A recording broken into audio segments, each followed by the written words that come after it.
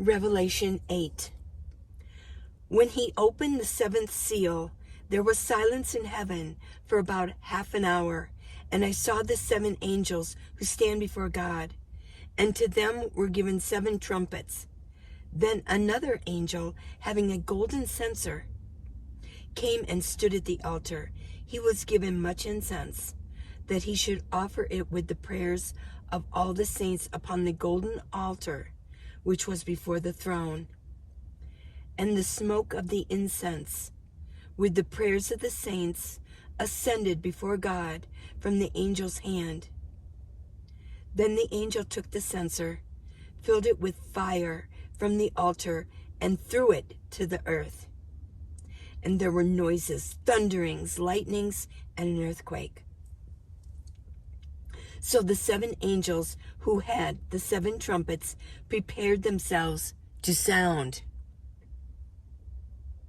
The first angel sounded, and hail and fire followed, mingled with blood, and they were thrown to the earth.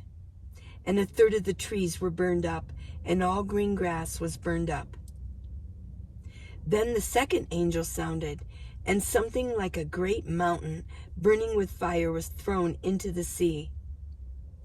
And 1/3 of the sea became blood, and 1/3 of the living creatures in the sea died, and 1/3 of the ships were destroyed.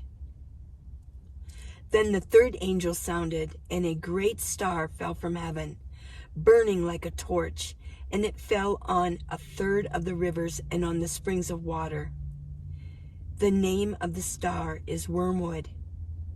1/3 of the waters became wormwood, and many men died from the water, because it was made bitter.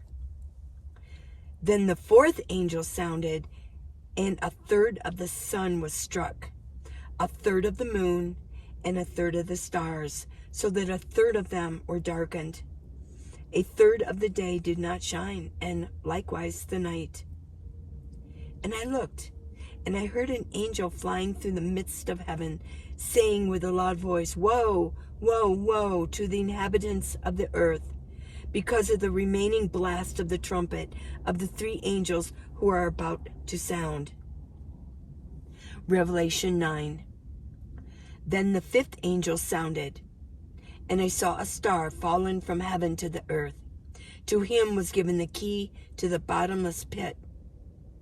And he opened the bottomless pit, and smoke arose out of the pit like the smoke of a great furnace. So the sun and the air were darkened because of the smoke of the pit.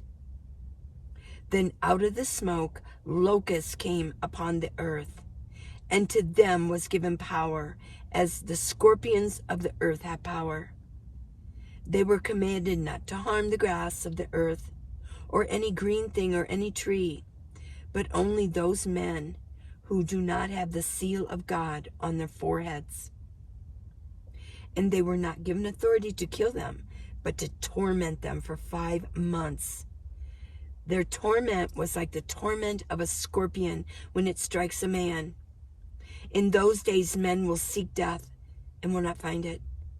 They will desire to die, and death will flee from them. The shape of the locust was like horses prepared for battle. On their heads were crowns of something like gold, and their faces were like the faces of men. They had hair like women's hair, and their teeth were like lions' teeth. And they had breastplates like breastplates of iron, and the sound of their wings was like the sound of chariots, with many horses running into battle. They had tails like scorpions, and there were stings in their tails. Their power was to hurt men 5 months. And they had as king over them the angel of the bottomless pit, whose name in Hebrew is Abaddon, but in Greek he has the name Apollyon. One woe is past. Behold, still 2 more woes are coming after these things. Then the 6th angel sounded, And I heard a voice from the four horns of the golden altar, which is before God, saying to the sixth angel who had the trumpet, "Release the four angels who are bound at the great river Euphrates." So the four angels who had been prepared for the hour and day and month and year were released to kill a third of mankind. Now the number of the army of the horsemen was 200 million. I heard the number of them. And thus I saw the horses in the vision. Those who sat on them had breastplates of fiery red, hyacinth blue, and sulfur yellow. And the heads of the horses were like the heads of lions. And out of their mouths came fire, smoke, and brimstone. By these three plagues, a third of mankind was killed, by the fire and the smoke and the brimstone which came out of their mouths. For their power was in their mouth and in their tails. For their tails are like scorpions having heads with them, and with them they do harm. But the rest of mankind who were not killed by these plagues did not repent of the works of their hands, that they should not worship demons and idols of gold, silver, brass, stone, and wood, which can neither see, nor hear, nor walk. And they did not repent of their murders, or their sorceries, or their sexual immorality, or their thefts. Revelation 10. I saw still another mighty angel coming down from heaven, clothed with a cloud, and a rainbow was on his head. His face was like the sun, and his feet like pillars of fire. He had a little book open in his hand, and he set his right foot on the sea, and his left foot on the land, and cried with a loud voice, as when a lion roars.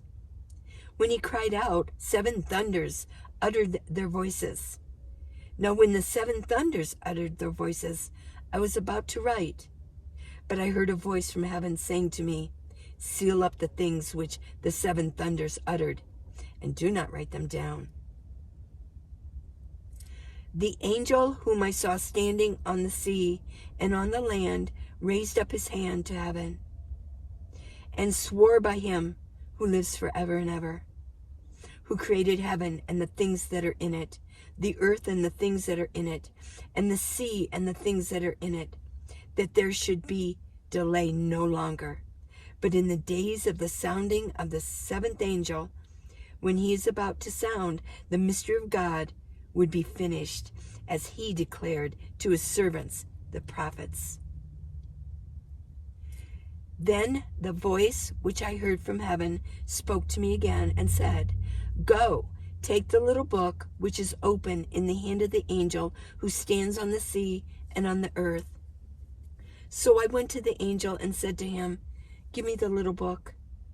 And he said to me, "Take it and eat it, and it will make your stomach bitter, but it will be as sweet as honey in your mouth."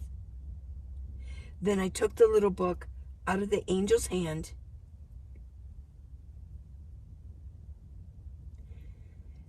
Let me say that again. Sorry. Then I took the little book out of the angel's hand and ate it, and it was as sweet as honey in my mouth. But when I had eaten it, my stomach became bitter. And he said to me, "You must prophesy again about many peoples, nations, tongues, and kings." And here ends Revelation 8 through 11.